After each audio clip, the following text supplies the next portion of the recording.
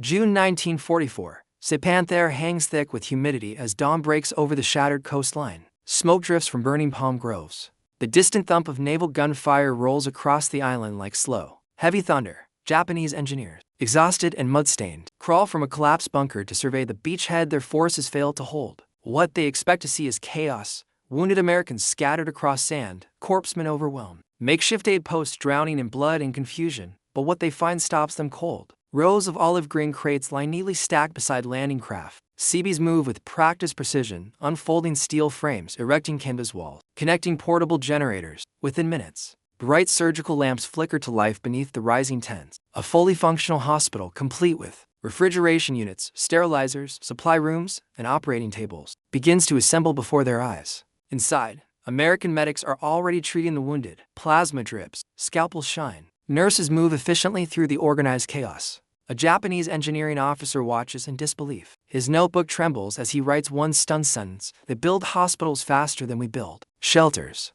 And this moment, repeated across island after island, revealed the truth Japan had not prepared for. When the Pacific War began in December 1941, both Japan and the United States entered a struggle defined not only by firepower, but by logistics, endurance, and the ability to sustain fighting men across thousands of miles of ocean. The vastness of the Pacific created a battlefield unlike any the world had seen: jungles, coral atolls, volcanic ridges, monsoon-soaked valleys, and endless stretches of open water. In such an environment, medical support became as decisive as bullets and bombs. Yet the two nations approached this challenge in fundamentally different ways. Japan entered the war with a medical structure designed for continental campaigns, not prolonged island warfare. The Imperial Japanese Army relied heavily on lightly equipped field aid stations, stretcher teams, and small, semi-mobile medical detachments. Supplies were limited by tight shipping capacity. Antibiotics were scarce. Blood plasma was almost non-existent. Even basic items, disinfectant, bandages, morphine, became harder to replace as the empire stretched thin. On distant islands, like Guadalcanal, New Britain,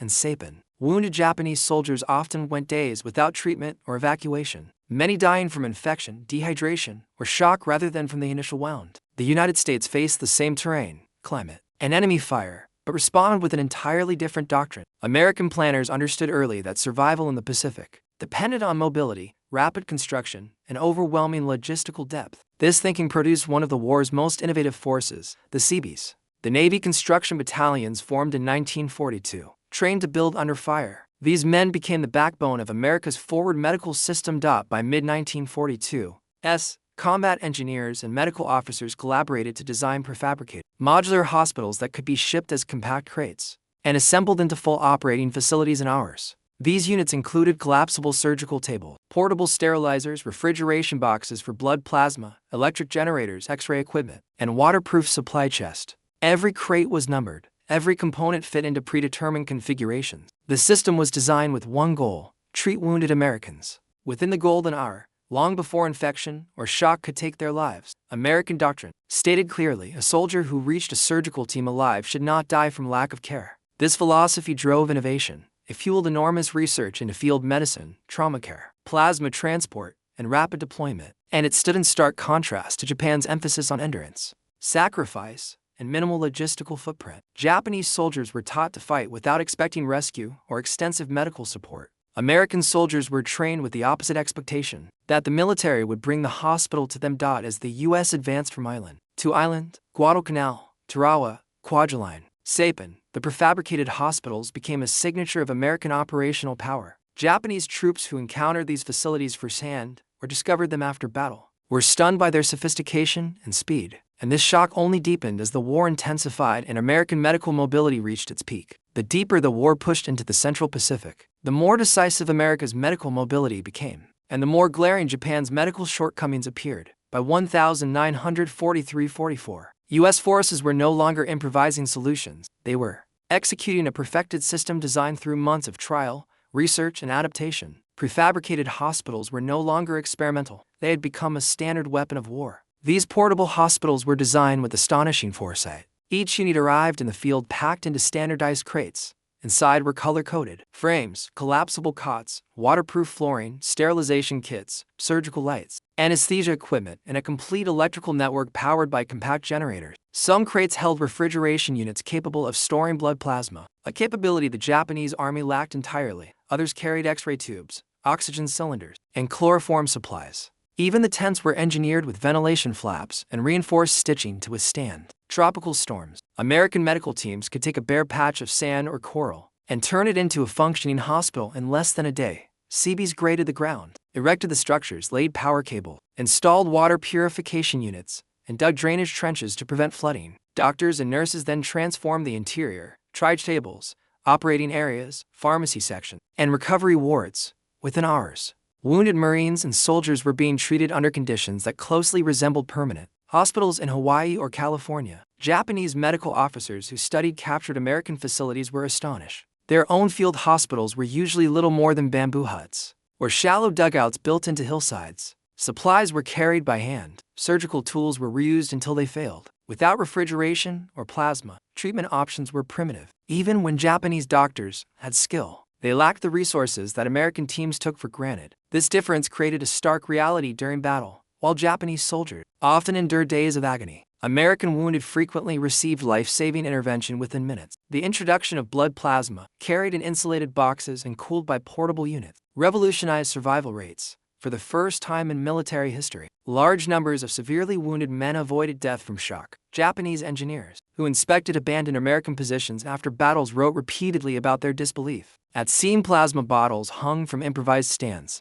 still half full. Early in the war, at Guadalcanal, Japanese officers already noted rapid American medical recovery, but as the conflict reached Tarawa, Kwajalein, Saipan, and Leyte, the observations turned into alarm. Captured reports described U.S. field hospitals as large, complex, and modern, capable of treating hundreds of casualties even under fire. One Japanese intelligence summary from late 1944 expressed shock that Americans could construct medical centers in one day as if assembling a machine. This was not exaggeration, it was fact. The U.S. Navy Bureau of Medicine and the Army Medical Department had turned medicine into a logistical weapon. The stage was now set for the defining moment, the moment when Japanese engineers saw prefabricated hospitals come to life during a major battle and realized the full extent of American capability. For American soldiers fighting across the Pacific, survival often depended on minutes. The heat, the humidity, and the brutality of close-quarters island combat meant that even small wounds could become deadly if treatment was delayed. Prefabricated hospitals answered this problem with unprecedented speed. A wounded Marine pulled from the front line at Saipan or Leyte could receive plasma within 15 minutes, surgery within an hour, and organized post-operative care the same day. This level of response had never existed in previous wars.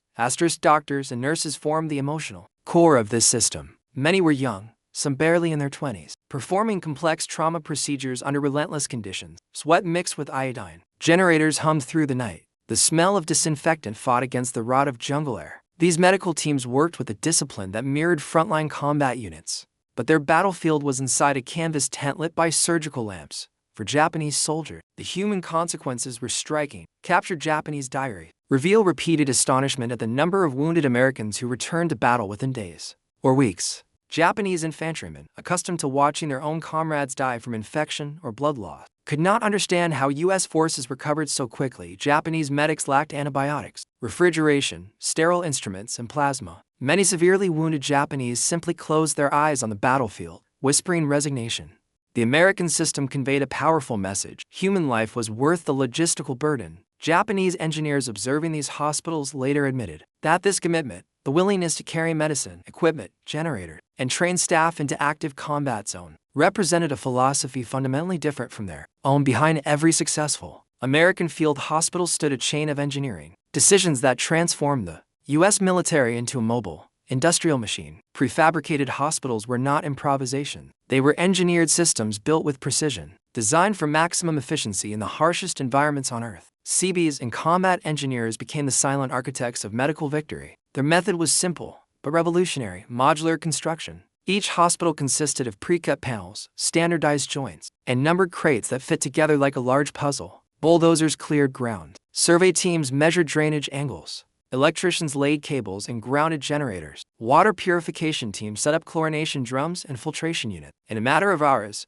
what had been a muddy clearing became a clean, operational triage center. Japanese observers were stunned by the professionalism of this process. American engineers showed no hesitation, even under fire. They operated with industrial discipline, using machinery that Japan could not match: graders, forklifts, diesel tractors, and mobile workshops. To the Japanese, who relied heavily on manual labor and improvised shelters, the sight of Americans unfolding a hospital almost effortlessly was shocking. The logistics behind the system were even more impressive. Supplies were pre-packed in Hawaii or California, shipped thousands of miles, offloaded at beaches under mortar fire, and distributed through carefully mapped supply lines. Every crate had a purpose. Every item had a designated place. And when the hospital was no longer needed, the Seabees disassembled it and rebuilt it on the next island. In the eyes of Japanese engineers, this level of logistical precision looked less like warfare and more like industrial science. The Americans weren't just fighting a war, they were building one. The tactical impact of American prefabricated hospitals extended far beyond medical care. They directly shaped battlefield tempo, morale, and combat endurance. On islands where every casualty mattered, the ability to treat wounded men instantly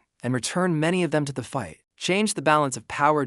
Japanese doctrine emphasized endurance and sacrifice. A wounded soldier often expected to die, and his unit rarely planned for his return. American units expected and planned for wounded soldiers to come back. This created a psychological advantage. American frontline troops fought knowing that if they were hit, they had a strong chance of survival. This belief sustained morale in brutal, drawn-out battles like Saipan, and Okinawa. Speed also played a strategic role. When U.S. forces landed on a new island, one of their first objectives was to establish forward medical stations. This allowed commanders to maintain offensive momentum. Instead of pausing operations to evacuate wounded long distances, Japanese commanders, watching through captured binoculars or reading post-battle reports, were astonished to see American operations continue without delay despite heavy casualties. Perhaps the most shocking observation for Japanese engineers came from how quickly American wounded returned to duty. Plasma, sulfa drugs, and organized post-operative care enabled soldiers with serious wounds to fight again within weeks. Japanese forces, already weakened by supply shortages and disease, could not match this replenishment cycle.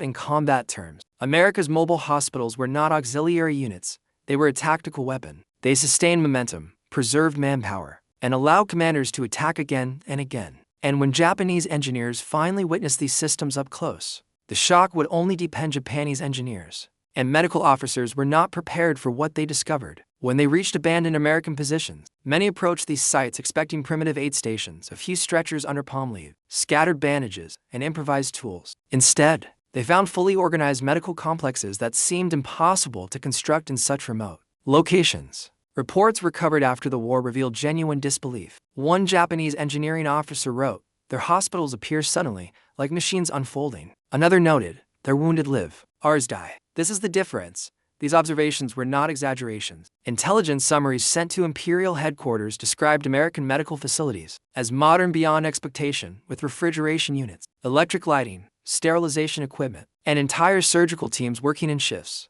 Japanese engineers repeatedly commented on how clean and organized the American sites were. Drainage trenches dug perfectly, tent seams reinforced for storms, medical waste buried in marked pits. The level of order shocked them. Many Japanese officers also recognized the effect on morale. They noticed that American troops fought aggressively even in difficult terrain because they trusted they would be treated quickly if wounded. Japanese soldiers, by contrast, often fought with resignation. The belief that severe injury meant slow death weakened psychological resilience. Engineers who inspected American hospitals realized that this asymmetry was not accidental. It was engineered, sustained, and reinforced by American logistics. These discoveries produced a mix of awe and despair. Japanese engineers understood the brutal truth. They could not replicate what they were seeing. Their industry could not mass-produce modular medical units. Their shipping capacity could not move giant crates across the Pacific. Their doctrine did not support forward surgical presence. The shock was not only technological, it was existential.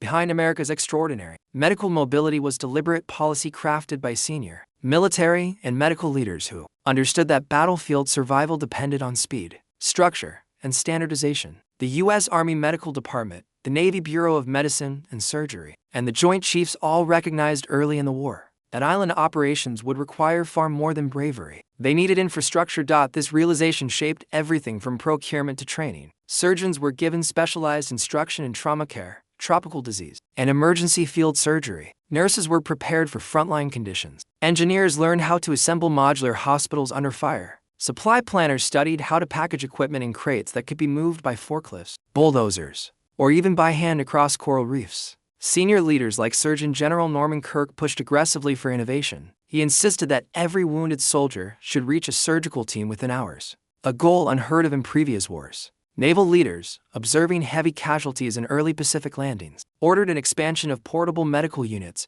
more blood plasma reserves, and rapid transport routes to floating hospital ships offshore. In Japan, leadership was constrained by different realities. Medical officers frequently requested more resources, but industrial output could not meet demand. Shipping limitations meant that even when supplies existed, they rarely reached remote islands. High command prioritized offensive operations, not logistic. Japanese doctrine emphasized self-sacrifice, endurance, and acceptance of suffering, values that left little room for robust medical support. American leaders made a different choice. They invested heavily in saving lives. They believed that protecting their wounded was not only a moral obligation, but a force multiplier. Every soldier returned to duty was one less replacement needed from home. Every life saved strengthened morale. The strategic commitment is what allowed prefabricated hospitals to exist at all, and what shocked Japanese engineers most deeply when they confronted the results in the field. The contrasting medical systems of the United States and Japan revealed profound moral differences embedded within wartime doctrine. American military policy insisted that every wounded soldier deserved the best possible chance of survival. This principle drove the creation of mobile surgical hospitals, the mass production of plasma, and the deployment of trained medical teams close to the fighting. It reflected a belief that the individual life mattered, not just to the family waiting at home, but to the nation itself. Japan's system was rooted in a very different philosophy. Samurai tradition and imperial ideology emphasized sacrifice, resilience, and acceptance of death. Soldiers were taught that suffering was honorable, that endurance was duty, and that dying for the emperor was the ultimate expression of loyalty. Medical resources were limited, and even when available, they were often reserved for officers or key personnel. Many Japanese soldiers did not expect medical rescue at all. This moral divide manifested visibly on the battlefield. American wounded were carried back by organized teams, treated in clean facilities, and stabilized with plasma and antibiotics. Japanese wounded often lay untreated for hours or days, with medics improvising remedies from bamboo, coconut water, or whatever scraps they could find. For Japanese engineers and medical officers, witnessing the American commitment to preserving life was a jarring experience. It forced them to confront the human cost of their own doctrine. Some later admitted that seeing American hospitals changed their understanding of warfare. They realized that protecting soldiers was not a sign of weakness. It was a sign of respect for life. In the middle of a brutal war defined by destruction, American medical mobility stood as an unexpected moral statement. And for Japan, exposed to painful truth, ideology could not heal wounds, but logistics could save lives. June 16, 1944, the second day of the Battle of Saipan. The jungles tremble under the thud of naval shells. American Marines push inland through cane fields and volcanic ash, trading fire with entrenched Japanese defenders. The fighting is savage, close, and constant. As casualties rise, U.S. commanders order the Seabees and medical teams to establish a full-forward hospital behind the newly secured beachhead. The challenge is immense. The air is thick with heat, the ground uneven, and Japanese sniper fire still cracks in the distance. Yet the Americans begin instantly. Bulldozers rumble forward, carving flat ground from the tangled brush. Truckloads of crates arrive in quick succession. Each crate is stenciled with the same markings. U.S. Army Medical Department Prefabricated Unit. Seabees jump down, crowbars in hand, prying open the long boxes. Inside are the familiar components: steel frames, reinforced canvas, sterilizers, surgical lights, pumps, generators, flooring panels, and plasma refrigeration chest. Every piece is numbered. Every part belongs somewhere. A sergeant shouts instruction. The men move like a machine. Frames rise from the ground first, forming the skeleton of the hospital. Canvas walls follow, stretched height and anchored with steel stakes. Inside, electricians uncoil cables and connect them to the generators, which roar to life with a deep mechanical growl. A moment later, electric bulbs flicker on, casting clean white light across the empty interior. Meanwhile, medical officers unload surgical kits, scalpels, clamps, sutures, anesthesia masks, each item pulled from foam line cases designed to survive the surf. Nurses prepare plasma bottles, checking temperature gauges on portable cooling units humming beside them. A water purification team sets up chlorination drums and connects hoses to a nearby well site. Less than 30 minutes after the first crate hits the ground, the hospital begins receiving casualties. Marines covered in ash, blood, and mud are carried in on stretchers. Corpsmen shout vital signs. Medics cut away uniforms with practiced speed. The first surgery starts immediately. Shrapnel removal under bright lamps powered by the generators outside. The tent is hot, the air thick, but the environment is clean, organized, controlled. Japanese defenders positioned farther inland observe the scene with growing alarm. Through binoculars, Engineering officers watch the impossible unfold. The Americans are not just treating wounded, they are building a modern medical facility in the middle of an active battlefield. The speed of construction contradicts everything Japanese planners believed about Western forces. One officer scribbles in his notes, "They bring an entire hospital with them. We bring bandages." As the day progresses, the hospital expands. More tents rise. Recovery wards take shape. Pharmacists set up a small dispensary. By evening, the prefabricated hospital has become a fully functioning medical center, complete with surgical capability, refrigeration, sanitation, and lighting. At nearly the same hour, wounded Japanese soldiers lie in caves and trenches only a few hundred meters away. Their medics work by flashlight, using rags boiled in tin cans. They have no plasma, no anesthesia beyond chloroform, no refrigeration, no sterilizers. The contrast is brutal for Japanese engineers. The realization hits with crushing clarity. The Americans are capable of rebuilding life even as they destroy defenses. Their logistics are not just supporting war, they are redefining it. This moment at Saipan becomes the turning point, the instant when Japanese officers understand that they are facing an enemy whose strength lies not only in firepower, but in engineering precision and the will to preserve every soldier they can. The shock deepens on the third day of the battle. As American forces push further inland, Japanese counterattacks intensify. Artillery roars from hidden caves, mortars whistle overhead, and machine gun nests erupt from unexpected ridges. Casualties mount on both sides. Yet even as the battle becomes more desperate, the American prefabricated hospital only grows more efficient. By mid-morning, the Japanese engineers observing from the hill witness something that leaves them speechless. A fresh wave of wounded Marines arrives, some burned by flamethrowers, others torn by shrapnel. Instead of chaos, the Americans expand the hospital again. More crates are dragged forward. More tents rise. Another generator is connected. The triage area doubles in size. Nurses begin working into rotating teams, one for initial stabilization, one for surgery. To the Japanese, this looks impossible. On their own lines, wounded soldiers lie untreated in caves without water. Medics improvise splints from bamboo, attempt amputations with dull blades, and pray for supplies that will never arrive. Many Japanese wounded never even reach a doctor. They die where they fall, whispering final messages that no one can deliver. But here on Saipan, the Americans refuse to let distance, terrain, or enemy fire halt medical care. The hospital becomes a living machine, expanding, adjusting, absorbing wave after wave of wounded. Japanese engineers crawl closer, risking fire to study what the Americans are doing. What they find is almost surreal. They see blood plasma refrigeration units humming steadily despite the heat. They see sterilizers boiling instruments operated by technicians in clean aprons. They see X-ray equipment powered by mobile generators, something Japan could scarcely deploy even in permanent bases. They see surgical teams working simultaneously, performing complex chest, abdominal, and limb operations under bright, steady electric light. One stunned engineer writes in his notebook, "Their mobile hospital exceeds the capacity of our base hospitals." Asterisk another records, "We cannot match this, not with any effort." The statement is not an exaggeration. It is the truth. By late afternoon, a group of Japanese soldiers attempt to counterattack near the American hospital perimeter. The fighting lasts only minutes. The attackers are repelled, but several are wounded and left behind as their comrades retreat. American corpsmen pull them in, treating them under the same tents used for U.S. casualties. The Japanese engineers watching from afar are struck silent. They watch their own wounded carried into an American-made hospital, stabilized, sutured, and given plasma. American doctrine is clear. Medical care is not withheld from prisoners. Humanity is part of the system. Within hours, some of those wounded Japanese soldiers are sitting upright, bandaged and alive. An outcome that would have been nearly impossible in their own army's field conditions. Word spreads rapidly through Japanese ranks. The Americans treat their wounded immediately. They treat ours as well. Their hospitals arrive before their tanks. These observations break through layers of wartime propaganda. The Japanese realize that American logistics do not merely support combat. They amplify it. They multiply it. They make it relentless. As night falls, the prefabricated hospital glows like a beacon on the battlefield, a grid of lamps shining through canvas walls, a steady hum of generators echoing across the ridge, a reminder that American strength is as much about preservation as destruction. For Japanese engineers, the conclusion is inescapable. They are fighting an enemy whose ability to save lives is as overwhelming as its ability to take them. This realization becomes one of the most sobering lessons of the Pacific War and shapes every Japanese engineering report that follows. In the weeks following the Battle of Saipan, American military analysts compiled casualty reports that revealed a staggering truth. More than 90% of U.S. soldiers who reached the prefabricated hospitals alive survived. This figure was unprecedented in the Pacific War. It shocked even American planners, who had hoped for high survival rates but had not fully understood the transformative power of their rapid deployment medical system. Until Saipan put it to the ultimate test.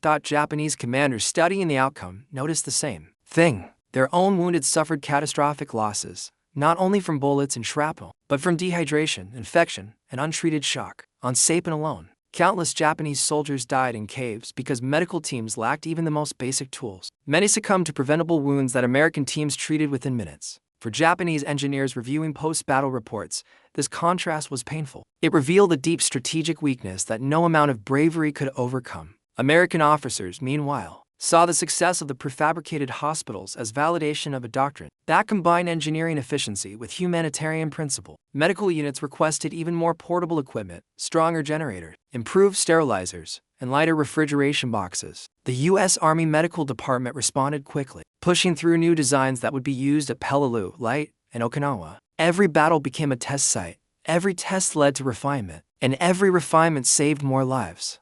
The Japanese High Command received intelligence summaries that troubled them deeply. Engineers reported American medical units performing surgeries within hours of landing. Prisoners described receiving plasma and antibiotics. A captured medical technician on Guam admitted that the American system was decades ahead of Japan's in both design and execution. These testimonies forced Japanese leaders to confront a harsh reality. Their logistical doctrine, built on minimal supply lines and expectations of sacrifice, could not compete with America's industrial, machine-like support system. Inside Japan, the effects were demoralizing. Officers wrote in private diaries that American wounded returned to combat too quickly. One noted, "They heal faster than we can fight." Another wrote after examining an abandoned American hospital, "Their equipment is beyond our reach. Their system is beyond our design." American success had another consequence. It allowed U.S. forces to maintain offensive momentum. Commanders no longer needed to pause operations for evacuation or recovery. Wounded troops were stabilized, treated, and moved to hospital ships offshore with remarkable efficiency. Entire divisions could continue fighting at full strength, while Japan's units withered under attrition. These medical successes fed into broader strategic outcome. Faster recovery rates meant fewer replacement troops had to be shipped from the mainland. This reduced strain on transportation networks and allowed more resources to flow toward aircraft, ammunition, and fuel. Prefabricated hospitals were not just saving lives, they were strengthening the entire war effort. By late 1944, the American medical system had become one of the silent engines of victory in the Pacific. The Japanese engineers who had once viewed these facilities with disbelief now recognized them as a symbol of American capacity, the ability to build, heal, and sustain life even while waging relentless war. This realization set the stage for the final phase of the conflict, one in which medical innovation and logistical mastery would play an even greater role. As the Pacific Campaign surged into its final year, the legacy of America's prefabricated hospitals grew even more significant. Battles like Leyte, Iwo Jima, and Okinawa pushed medical systems to their limits. Yet the U.S. approach continued to deliver results that astonished both allies and adversaries. Every new landing saw the same sequence: crates unloaded, frames assembled, generators ignited, and within hours, a hospital rising from the mud and ash. For wounded American soldiers, this reliability became an anchor of hope. For Japanese observers, it became a measure of despair. On Okinawa, the scale reached unprecedented levels. Tens of thousands of American casualties were processed through an expanding network of prefabricated hospitals, stabilization tents, surgical wards, and evacuation routes leading to hospital ships offshore. Even under torrential rain and constant artillery fire, the system endured. Nurses worked ankle-deep in mud, surgeons operated through exhaustion, engineers rebuilt collapsed tents after typhoons, and still the hospitals functioned. The survival rate remained astonishingly high. Meanwhile, Japanese medical services collapsed almost entirely. With supply lines severed and naval convoys annihilated, even skilled surgeons could do little with bamboo splints, cloth strips, and rapidly dwindling stores of chloroform. Japanese diaries from Okinawa describe scenes of heartbreak, wounded soldiers begging for water, medics powerless to help, infections spreading unchecked. Many Japanese officers later wrote that it was during Okinawa that they fully understood the decisive importance of American medical logistics after the war. These observations resurfaced in post-war interviews and official reports. Japanese engineers, doctors, and officers repeatedly cited the Americans' ability to bring hospitals to the front as one of the most shocking and demoralizing factors of the entire campaign. They admitted that America's emphasis on saving lives, even in the chaos of battle, revealed an industrial and humanitarian strength Japan could not match. The influence of these experiences extended far beyond the Pacific. When American planners studied what had worked, they realized that the prefab hospitals were not only effective, they represented the future. Their success influenced the development of MASH mobile army surgical hospital units during the Korean War, which further revolutionized battlefield medicine. Helicopter evacuations, portable surgical units, rapid stabilization technique all trace their origins back to the lessons learned on Pacific Islands, where prefabricated hospitals saved thousands of lives. Japan,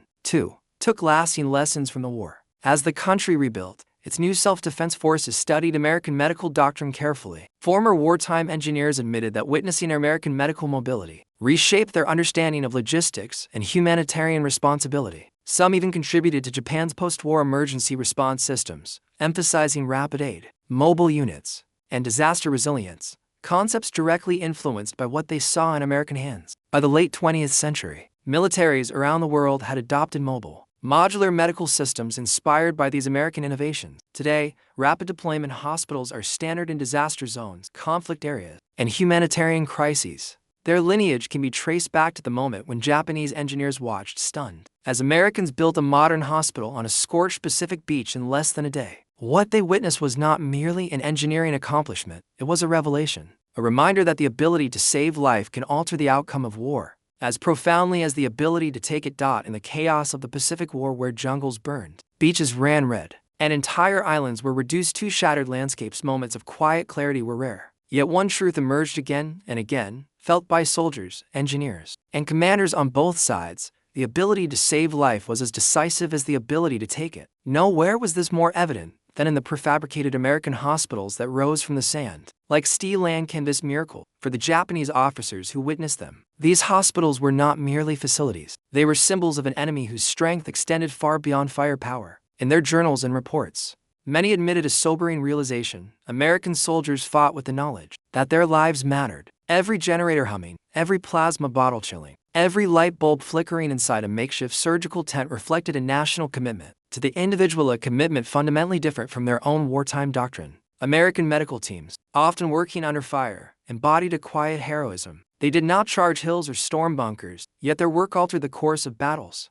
Every life saved meant one less replacement to train, one more veteran soldier to rejoin the fight, one more family spared a telegram marked "We regret to inform you." Through their hands, the United States preserved not only manpower, but morale, momentum, and the human dignity so often consumed by war. Japanese engineers, raised in a system that glorified sacrifice and endurance, found themselves confronting a new kind of power, one built on logistic, compassion, and the belief that survival was a strategic advantage. Their shock was not born of envy, but of recognition. America's mobile hospitals represented the future of warfare, where engineering and medicine merged to create machines of preservation rather than destruction. The legacy of those hospitals lives on today. Modern military medicine, disaster relief efforts, and emergency response systems all trace their lineage back to the Pacific Islands, where Seabees and surgeons built hope in the midst of devastation. In the end, the story of prefabricated hospitals is more than a tale of innovation. It is a reminder that even in the darkest conflict, the value placed on human life can become a nation's greatest weapon and its most enduring legacy.